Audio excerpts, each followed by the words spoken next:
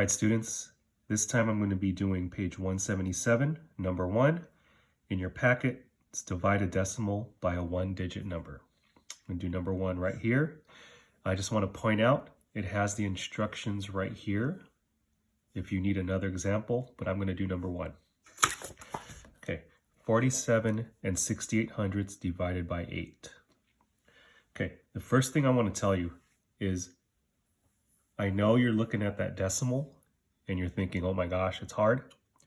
But the good news is it's the exact same thing as doing this without the decimal.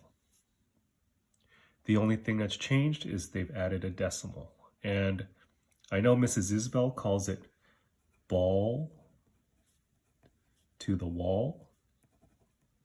Maybe some of you can come up with a better technique or better word, nickname. But what ball to the wall means is you just bring the decimal point right up there. Why do you bring it up there? Because that's where it belongs. So you divide like normal and the decimal is already in the correct place. You don't have to worry about a thing. So just like if it was the problem without the decimal, I'm going to solve it here. So like I've been doing, does 8 go into 4? No. Does 8 go into 47? Yes. Remember, use a multiplication chart if you have to.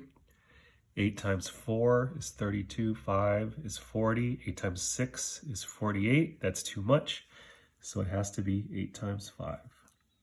And don't forget the 4 steps: divide, multiply, subtract, bring down. It goes back to the top. 8 times 5 is 40. Bring down or subtract, I get 7. And then I'm going to bring down the 6. So now I'm going to go back and divide. 8 goes into 76 how many times? Well, I know 8 times 10 is 80. That's too much. So it has to be 8 times 9. Then I'm going to multiply. 9 times 8, 72. Subtract, and I get 4. Bring down. I'm going to bring down the 8.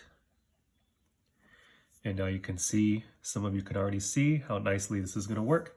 8 goes into 48. 8 times 6 is 48, so 6 times exactly. 6 times 8 is 48.